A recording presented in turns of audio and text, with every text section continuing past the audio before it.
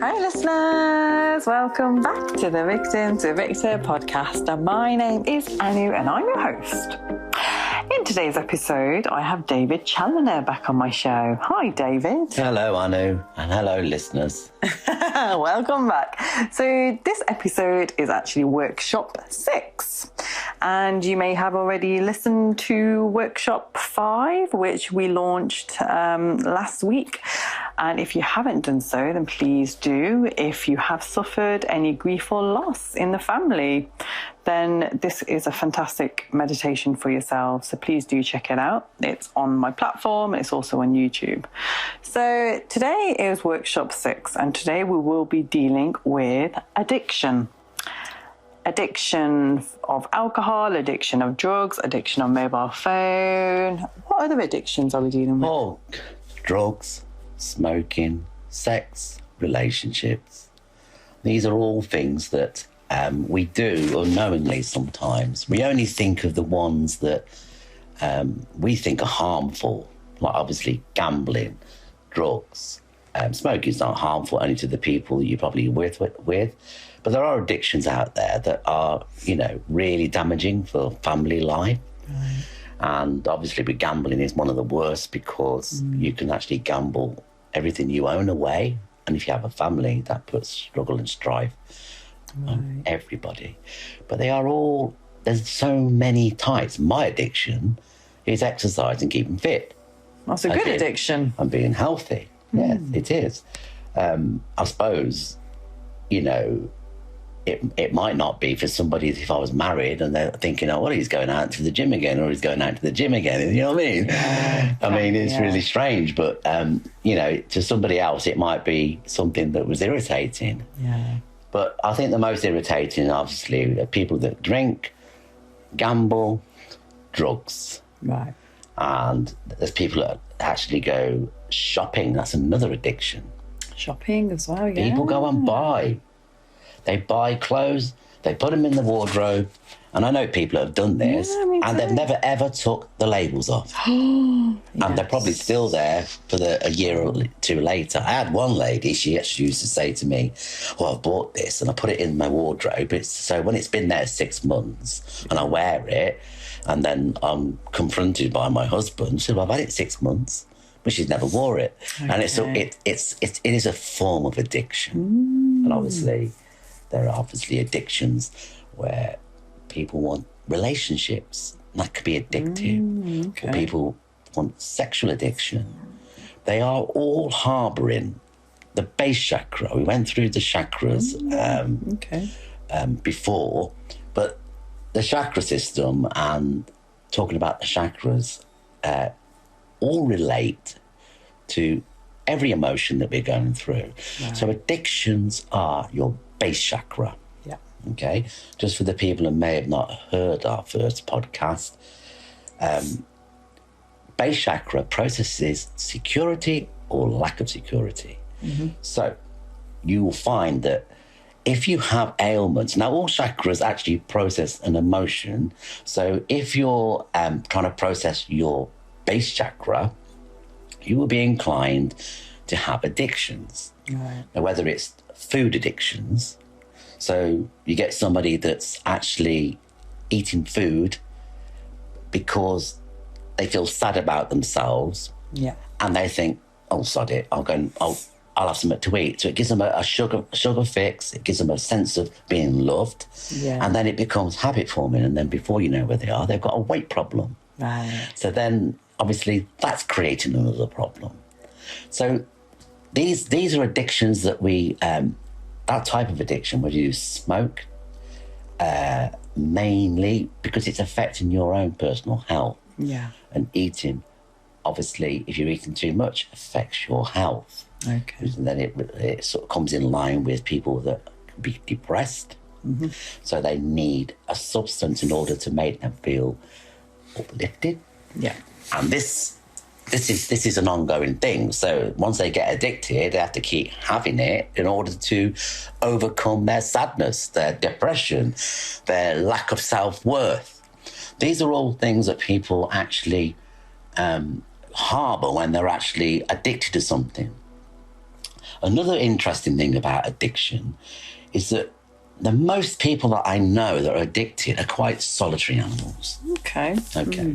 So if they want to actually meet people in company, and they want to go for a spliff, a smoke, or get together and have a drink, that's when they actually socialise and get together, because it takes the edge off their inferiority. Right, okay. So it gives them Dutch courage, as you know. Yeah. So there's lots of people, and society has become so used to having something to take that edge off them. Yeah. Once you've had it, it goes on and on and on, because you think of the last time it took the edge off you, so it's going to do it again. It becomes habit forming. Yeah. People that smoke, they don't feel comfortable unless they've got one in their hand. If they're in certain areas or certain public, some people always have a cigarette after a coffee. Yeah. It becomes habit forming. It does, yeah. We are conditioned. We actually create scenarios which make us feel good. But fundamentally, your base chakra is about security or lack of it. Okay. And if you are lacking security, you're attached to something that makes you feel good. Mine's exercise, fine. I create endorphins. It gives me a sense of well-being. It gets me going for the rest of the day. And that's it. Also, I have an addiction for hobbies, things I really enjoy doing. Yeah. And I have lots of hobbies, as most people think, how on earth does he ever have time to do anything? Yeah. But I make time. You do, yeah. Okay, yeah, I was going to say, because addiction is also linked to trauma and, those who have suffered from abuse as a child. Because trauma, it leads to a lot of avoidance behaviour, and a lot of that avoidance behaviour can actually be harboured through some form of addiction. Oh, gosh, yes. I mean, if you think of that somebody's been abused, and I think we spoke about this before briefly, a lot of ladies actually that have been abused or raped or violated in any sort of way, they actually can become eaters. Yeah. And because they become eaters, they don't want to make themselves attractive, so that feeling never comes back again. Yeah. And then a lot of people, they actually go to the other sex, the same sex, whether it's a man to man or a woman to a woman, because they've almost they've lost sight of love and affection and disillusioned with it. So they've actually gone to something that feels safer. Yeah, absolutely. It almost feels that, because it's the same sex, they'll understand how I feel, rather than actually taking and making them feel bad, So, but this is what we do to ourselves. Our minds are destroyed by other people's lives that are not fulfilled. So that unfulfilled person wants to take some light from that person, and it affects everybody. It does, yeah. Any sort of a form of abuse is affecting somebody. It is, yeah. And that's what it is. And we've already spoken about what abuse is, and it's about taking power and control away from somebody. So an abuser will always have underlying issues, and their own insecurities or childhood traumas that they haven't dealt with. And so what they do is they grow up and they start to abuse others. Yeah. And again, that could even be a form of addiction for them. Yes, well, I mean, it's funny because you do hear of people that have had an abusive parent, and it's affecting them so much that they think when they become an adult, that's the way to behave. Yeah. Unknowingly, some people actually break the mould. They actually decide that they never want to be like that. But certain people will be conditioned. Yeah. Now, the human mind and the human soul can be conditioned. There's forms of brainwashing that the military use. You can brainwash anybody. Yeah. So if you live in a household or a family or a situation at work that is constant, it's a constant everyday thing, you could be conditioned.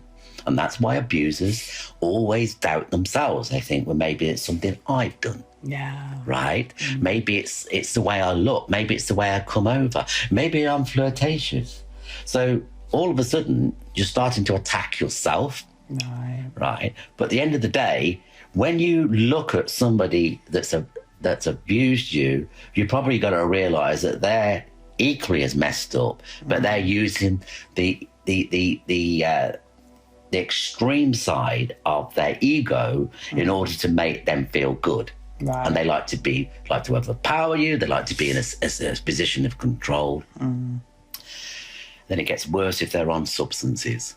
So we live in a society now where there's all sorts of substances, and obviously, this date raping is a nightmare. I mean, when you think that this is a coward that has to do it by actually giving somebody a substance, and it's like stealing, because it's almost like they can get away with it. Yeah. So that sort of person is so despicable in my mind. Because they're cowards at the end of the day. And I think that's quite an interesting term you just said, as stealing. Like, it's like they're robbing you, aren't they, from your own dignity by drugging you up. It's disgusting. Not only that, the person that's been abused that way, they have taken something away from them. Because that person goes away thinking, well, was it my fault? It's a nightmare, because did I get too overdressed?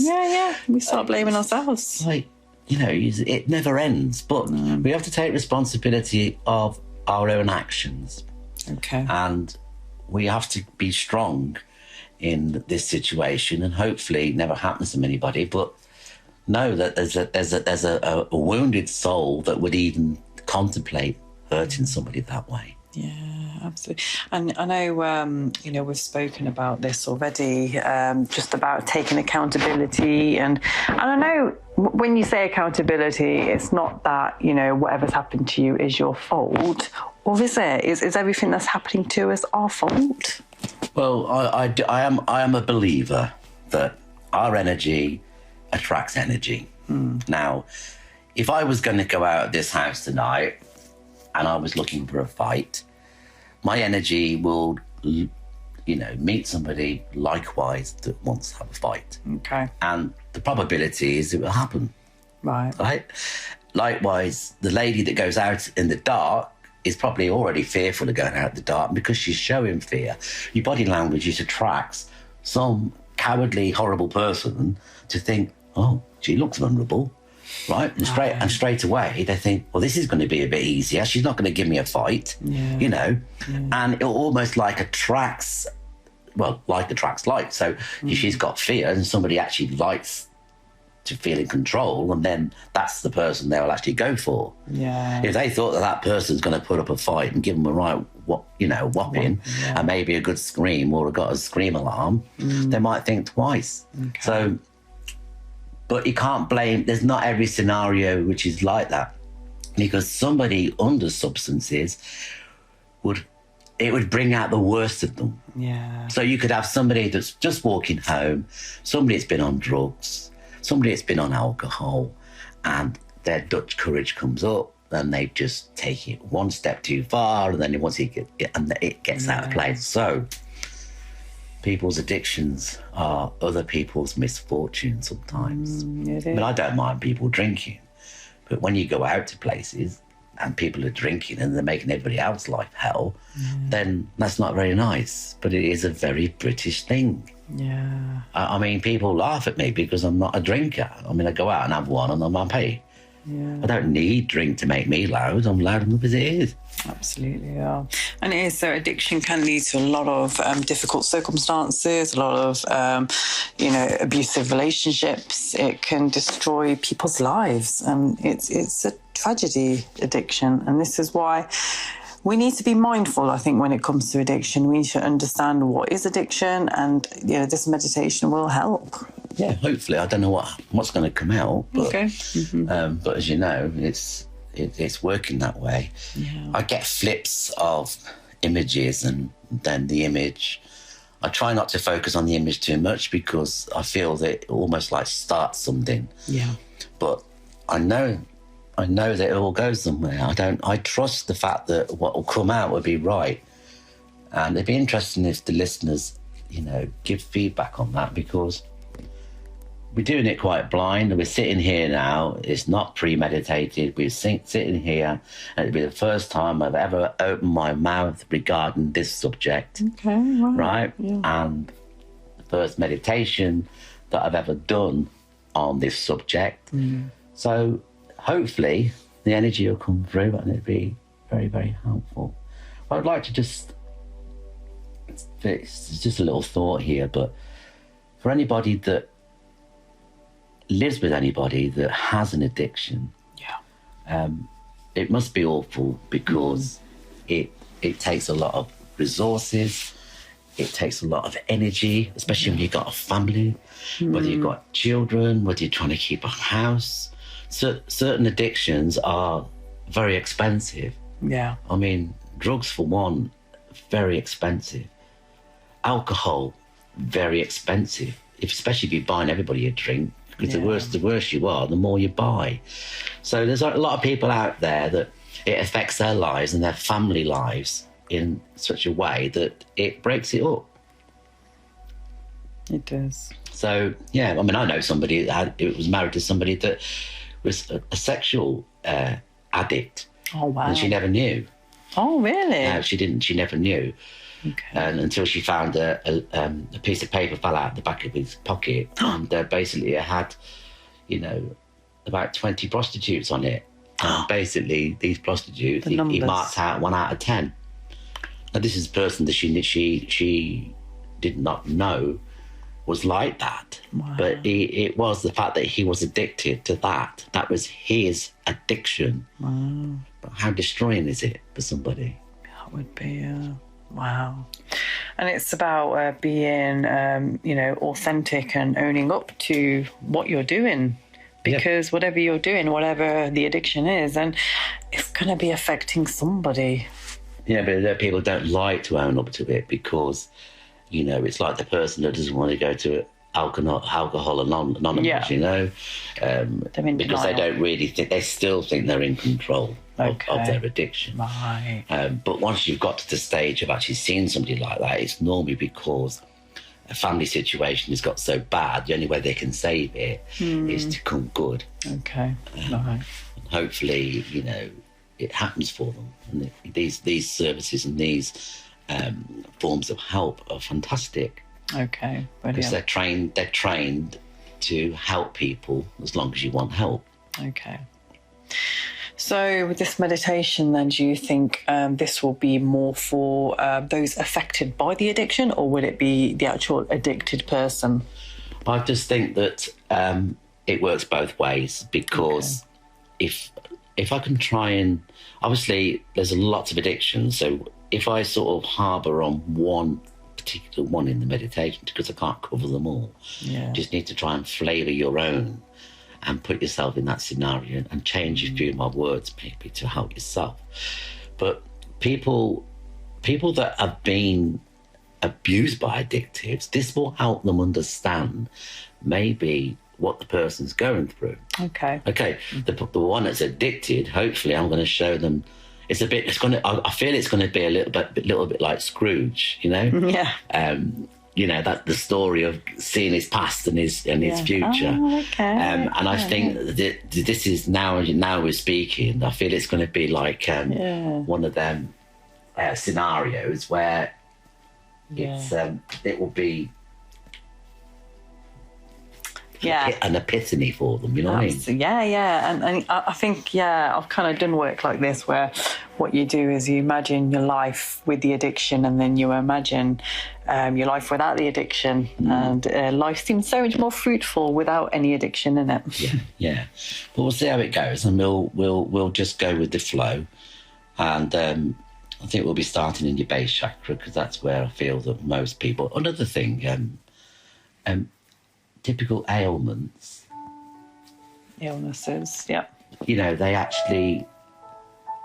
Things that actually connect to base chakra stuff are things like skin problems. Okay. Okay. Anything to do with the skin, rashes, psoriasis, things that flare up on the skin, because it's very close to your etheric body. Yeah. Right. So you find that it does affect in many ways. Okay. So any sort of skin complaint, whether it's boils, whether it's because that insecurity, if you hold it on for so long, it manifests into something more. Right, okay, then that makes sense.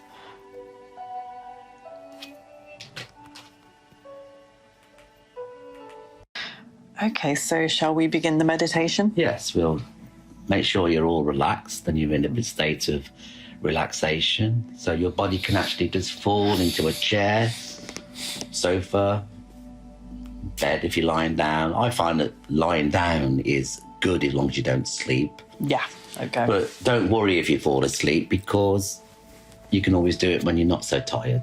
Okay.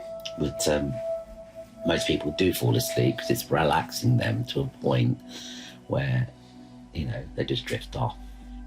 Okay, so as I count you now, from 1 to 10, imagine yourself becoming loose and limp. First, focus on your eyes. And just focus on your eyes and your lids closing with no tension. Imagine your face relaxing, where your jaw and your mouth feel completely relaxed. Now bring your awareness, 9, to the back of your neck. Be aware of your neck relaxing. Maybe move it from side to side to create relaxation. 7. We are now allowing our spine to feel the chair, the couch, or the bed you lie on. And just be aware of your vertebrae. Allow your body to sink deeper. 6. Now your fingers and toes. As your fingers and toes relax, you find your shoulders of the last thing to fall and make weight on your couch or bed. Start to feel your breath. 5. As you breathe in pranic energy, and you exhale, releasing any tension of the day. As you breathe in 4, exhale all the tension of the day. Breathe in 3, hope and change. And exhale, despair and loss. Breathe in love and light. And breathe out darkness. Anything that makes you feel sad. And 1.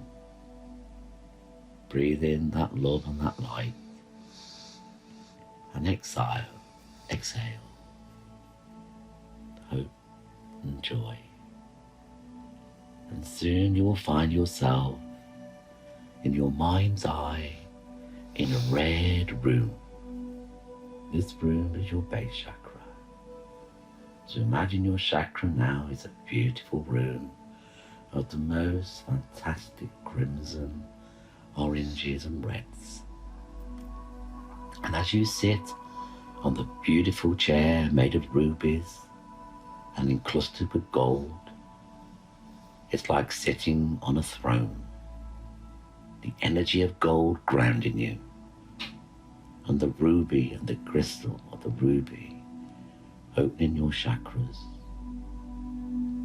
opening them to experience a grounding feeling.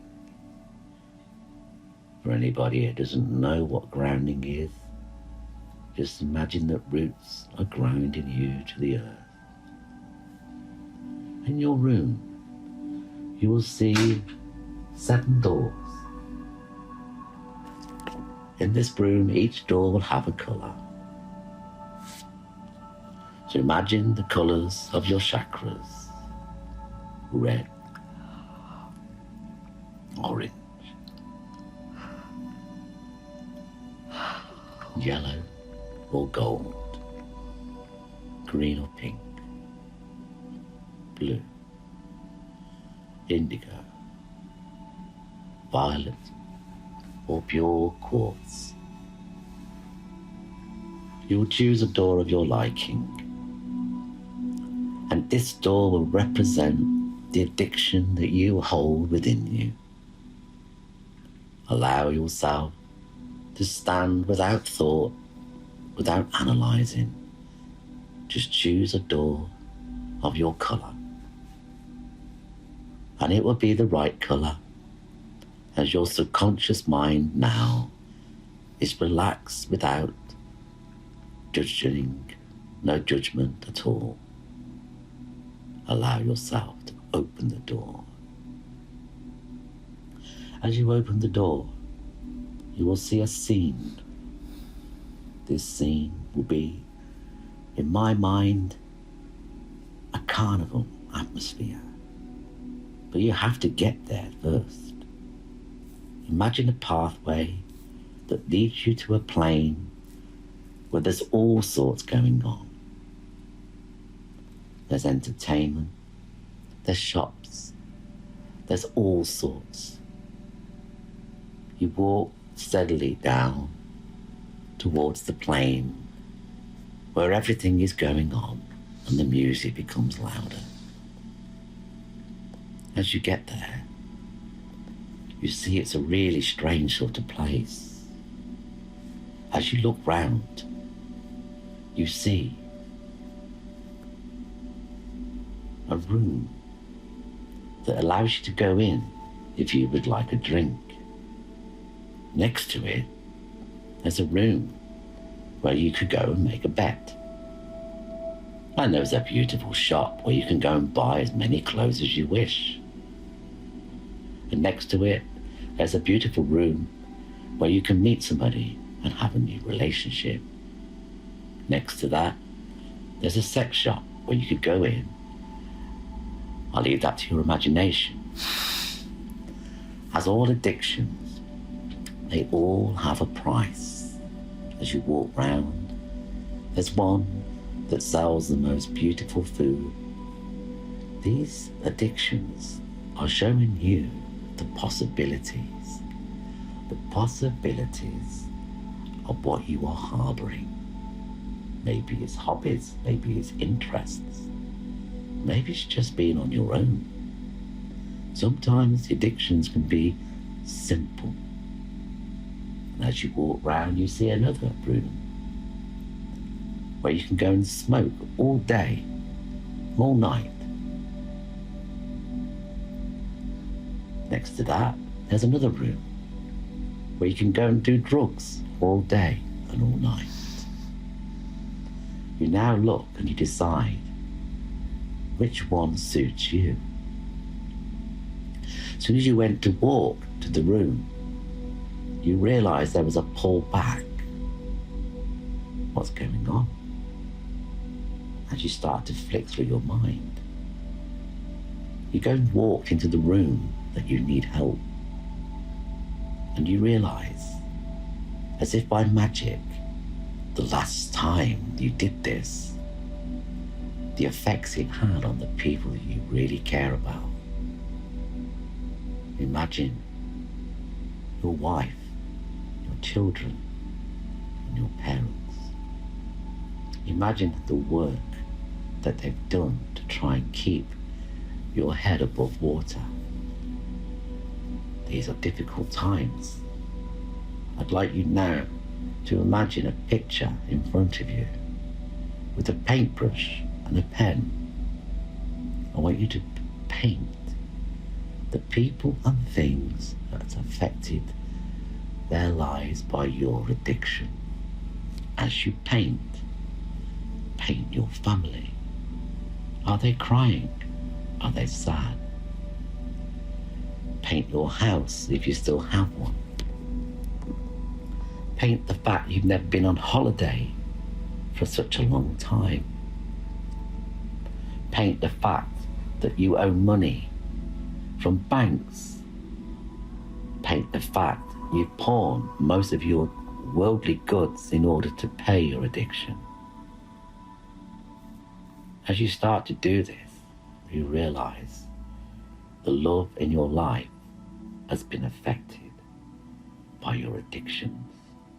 your need to feel and belong has eroded a lifetime of family want, and it's made you feel as if you are looking at yourself. What can we do? Do we walk in anyway? Or do we take a step back?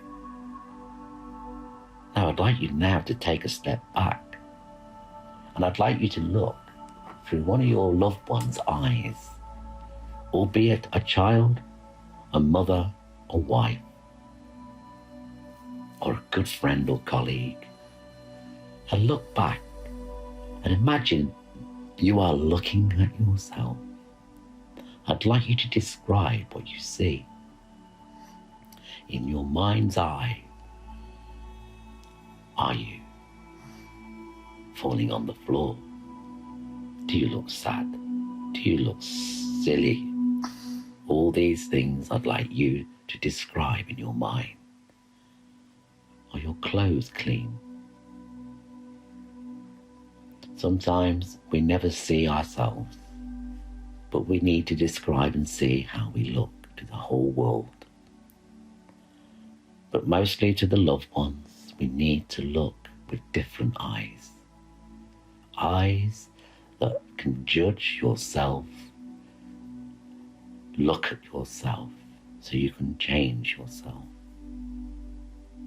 Tell me what you feel when you look at yourself. Are you a perfect specimen of a husband, a wife, a father, or a mother? Are you something that you would be proud of? Okay, now the hard bit comes. The hard bit is about you understanding your problem and how you can change it. So now I'd like you to walk into your room of your addiction and choice. And I'd like you to walk in there and see the things that you could be addicted to. But put in your mind how you want to change. Do you want to be a better person? Do you want to live a happy life? Do you want to show everybody that you love, that you are strong? I think the strongest thing that you can do is to open up and be honest, so that we all understand that you are trying. So firstly, you walk into your room and you see your substance that you are addicted to, whether it's clothes, cigarettes, drugs, drink. And in that drink, cigarette or clothes, you see the most horrible garment. The beer that you saw looked black, as if it was ink. And the cigarette you smoked was the blackest of black. You know now the substances that you've been taking are the most dangerous, addictive energy that you could wish to take. I'd like you now to walk past these things and in your mind tell yourself, I let go and free myself from the addictions that affect the loved ones that I truly hold in my heart. I let go because God, my angels, are helping me on this journey. I let go because I want self-worth to enter my heart and my life. I want to let go because self-worth is where I belong, and I need to be back in a place where I can help the people I love. In your mind, put this over and over again. You start to realize, as you start to manifest and you mantra these words, the power of belief fills your heart. And this mantra of looking after the loved ones gets ever so strong. So strong, You bring a smile to your face, and there's a sense of overcoming an addiction that gives such grief and pain. For the little good it does, the pain is far greater than any good an addiction can give you. And as you walk to the end of the room, you enter another door going out. As you walk out, you feel you've left a lifetime of addiction behind you. You walk through a door as if it was nothing. There was no part of you judging this. And as you stand there, as if the breeze is blowing around you, you almost say to yourself, why was that so difficult? Why was it so difficult to look after the people I love and care? As you walk on, the path takes you away from the plane with all the things going on. Know that you are not walking away, you are dealing with an energy that's left you. I'd like you now to take a nice seat. You are looking down on the plane that you were a minute ago. And you sit and you meditate and you ask your angels to help you keep this strong resolve so that you can protect the loved ones in your life. And as you do this, you feel the angels around you, and there's a light that comes around you from the heavens above, as if you're on stage and the lights are turned on. This beautiful light is warming your skin. Although it's white, there's a warmth to it. This warmth is burning all your negativity, all the energy that you built with all this addiction is starting to disappear. It's as if by magic it's peeling your skin and your soul and cleansing you of the burden of the next time you may have an urge or a crave. As if it's magic. But now you have another addiction. You are connected to your angels. You can call upon them anytime you wish, and you know their heavenly glory and their love for you will be there at an instant. As long as you believe there's a greater power and greater good in your life, this will help you immensely. And as I call a few of the angels that I work with, I'd like you to choose one as I mention their name. I call upon Michael the Archangel, Angel Raphael, Gabriel, Uriel, Saint Germain, Sandolphin. Any one of these names you may want to be connected to. Now, connect. I'd like you now to summon that angel to be with you where you are sitting. As if there's an energy of light and colour, you will see the colour of their energy. It may be blue, green, yellow, or purple. Any colour that resembles their energy code will be with you. And as their energy sits with you now, imagine that they're holding a hand and taking yours. And as you hold hands, you feel a surge of energy, far more greater than any substance you've ever felt. This energy is almost like pulsating through you. It's giving you a sense of hope and belief. This belief has changed your mind, your chemistry, and every cell in your body now is vibrating with the power of the light. This light has filled you completely in and out. You ask your angel, what have you done? And your angel replies, I've done nothing, my son. You did this by asking my aid and help. There's nothing I can do unless you ask me. So if I'm your guardian angel, you ask and I will be there to guide you.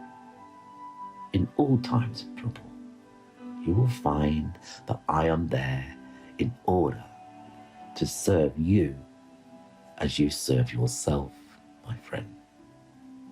No, I'm with you. And as if by magic, the energy disappears and you feel a sense of loss for a moment. And you almost wonder what this journey was about. I've been touched by an angel. I felt the heavenly glory enter my soul and cleanse the man I am or the lady I am. And it didn't cost one thing. It did not affect anyone in my life that I love and I hold close to my heart. As you walk now, you stand and you walk back to the plane where all the doors of the addictions are. And you walk by as if contented and smiling in your mind how you overcome such a thing that's destroyed your life or starting to. But this time you have a purpose. This time you can call on a heavenly body angel of your choice. And when you call them, call their name 3 times.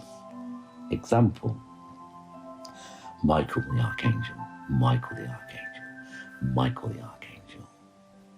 I call upon you to surround me in your light, and you will feel their colour and their energy surround you. For the listeners now, I'll give you an example of Michael's energy is blue. Gabriel, I see him as red. Raphael, I see him as green. Uriel, I see him as yellow. But you may see a colour of your choice. It does not matter because it's your experience. And their colours may change in time to suit your mood and help you through a time of trouble. Now you are walking back along this path from where you once started. The only difference is you are enlightened. You've been touched by an angel. You've experienced true knowledge of your addiction. You feel quite light at the moment. You feel as if you've actually been on a journey and you've let go of something that's burdened you for a long time. Hold on to that. That feeling has to be with you so you can conquer and become strong within yourself. And as you walk past the pathway to your door and you enter your door, before you go in, you look back at the journey you've just embarked and you smile with a sense of belief. You've understood that the loved ones in your life mean more than anything. And you've found a new love because you've connected to a heavenly body, an angel, a guide, something of substance. Now, as you walk into your doorway, into your base chakra, there is now another painting for you to paint. You will see an easel and a board, and you will take your paints and you will paint a future with happy memories, a future you would like to bestow on yourself and your loved ones. start to paint a picture of happy faces, good relationships, and happy homes. Start to see a bank that's filling and not phoning. Start to see the things that you've changed are starting to grow with happiness and fulfillment.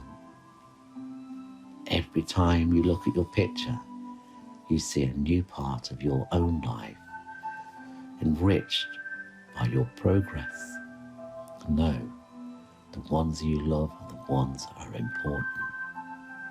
For the most important thing, if you love yourself, your loved ones will love you more, and they will see the true person you are, because you've tried to change for them. Your picture is now finished. The people are happy, and you can see that you've changed. Everybody in your life, everybody that you love is benefiting. Soon, you'll start to sit on your beautiful chair of gold and ruby, and you will feel the energy grounding you once more. This grounding energy will start to pull you back into the room as I count from 1 to 10. 1. Start to feel your eyes. 2. Start to be aware of your breath. 3. Start to be aware of your limbs and your hands. 4. Wiggle your toes and move your legs. Be aware of your pelvis and start to straighten your back. 8. As you straighten your back and you start to feel yourself straightening. 9. Soon you'll open your eyes. 10. And you'll enter the room when you feel ready to open your eyes and be with us again. How did you feel, Anu? That was mega. Was it? Yeah, I like that. I like the easel. Do you? Yeah. Yeah, because I'm quite creative, so I really enjoyed that part, just painting. But also, yeah, it's an interesting one about the addiction as well. And I think the main key message there was the fact that, we need that connection with the higher self, and it's good to have faith as well. Yeah. And it's that which is going to be the kind of anti-devil, isn't it? It's the faith and the connection with the higher self. That's what's going to help us to combat any addiction, even depression. Yeah. Well, they're all going hand in hand, and I just had a thought when you said that I've been speaking about people that have lost family, but there are people out there that've got nothing. Yeah. And so they've got to the stage where they've lost everything, and they may feel painting a picture with people that are not in it anymore is going to be difficult. But if you find it difficult, just try to imagine that you've imagined a life for the future, that you will meet somebody and create a new life and a new family. Oh, okay, yeah, so, that's true. Yeah. So it's always got to be positive, but it's your type of positive. Okay.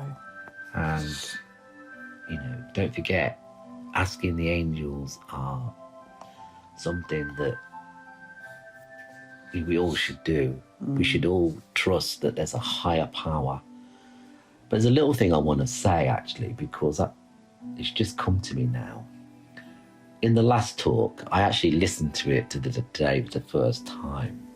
And I want to correct some people that might think that I'm not a religious person. It's incorrect. I mean, what I'm actually doing, I'm analysing what I feel spirituality is. And sometimes I feel that my perception of what I feel is my own perception. It's not something that's been taught through religion or spiritual belief. Okay. It's something that I feel that I understand for myself, and I've discerned what that feels like to me. Yeah. So it's not actually for anybody that might think, oh, he's decrying religion or God or angels or what have you.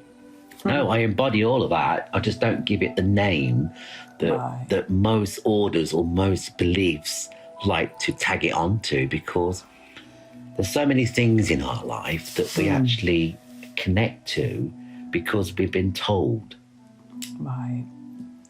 Now, the difference between somebody that's spiritual, that goes to a belief, whether it's a religion or what have you, and somebody that actually is spiritual, that actually doesn't want to become part of a religion. Yeah.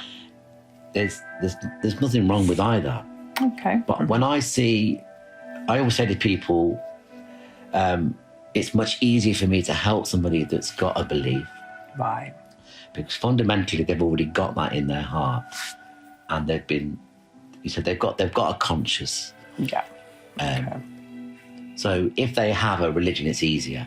But spirituality, religion is like going to primary school, right? You need the fundamental lessons in order to understand there's right and wrong, and there's good and there's a higher power.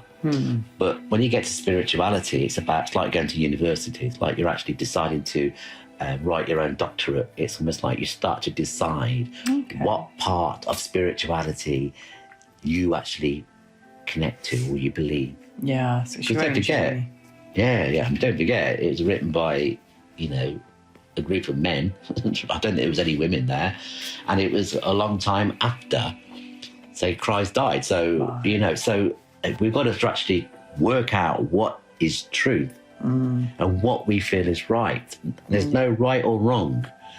It's just you need to have a feeling of what that is. Okay. And what I'm trying to do with these meditations is give you a sense of, I don't want to come over as, well, it's because you got to believe in this, you got to believe in that, and that. I want people to have an open mind to what they feel. Yeah, sure.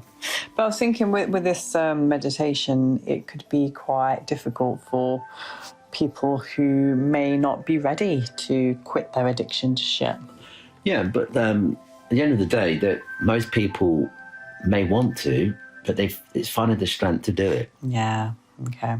What gives people the sense of strength is normally the people they love. And if that's not enough, and then we're in big trouble, really, because we need a purpose in order to let it go.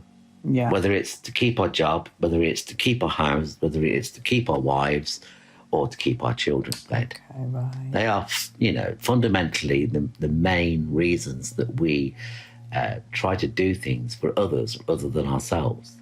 Okay. Yeah, that makes sense. Oh, wow. So again, listeners, watchers, it would be fantastic to get your insight on this meditation and to get your views of, how you felt it was beneficial, because again, your feedback's very important to us, because it enables us to continue doing these workshops and to provide you this amazing service, which we're so appreciative that we can deliver through these podcasts and YouTube platforms. And as always, I'm as grateful as ever to have David on my show with his just on the spot meditations. I mean, you just can't even make it up. This is a man who is a spiritual teacher, who allows the angels, who allows his guides to come in and to help him deliver these important meditations. And it's all just so off the cuff, right? Oh, very much so. It's never been done before, never had that image ever before. So I mean, it just flows. And once I get the image, it's like telling the story. It's like I'm getting a story in my head, and I'm actually talking about it. So yeah. But hopefully, it's the story's there for the right people. Yeah, for sure. Yeah, and that's the beauty of it. It's just all natural, and it's made for each and every one of you, because each of your story is unique and special, and you all deserve to heal.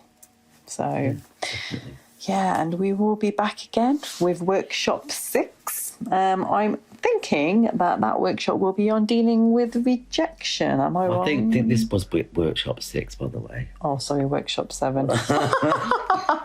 As you can see, I'm still in the meditation. So workshop 7 will be probably rejection. Yeah, we could. I think rejection would be good because we touched on that a little bit, didn't we? Okay. There's loads of subjects, but we'll work on rejection. Okay, yeah, and there's another one on helplessness that I want to do as well. So, yeah, we have many more to come. So watch this space, everyone. We love you. Stay blessed. Namaste. Namaste, everybody, and have a really good night and future. Ciao. And while this episode comes to an end, you may want to check out my book, Victim to Victor, now available on audio, and where I have shared my journey of evolving through self-help and a determination to cast off my damaging past. My goal is to reach out to fellow survivors of abuse and provide hope and motivation in their lives. I hope that I can help victors transform their lives and achieve amelioration in the process of discovering their true self. I also have a 12-week self-development plan, which is absolutely free, and it aims to guide you on your journey to recovery. You can find the link in the description below. Please like this podcast and tag or share it with somebody whom you know is going through a similar situation and may need help. I will be back with another podcast soon. Until then, take care and stay empowered.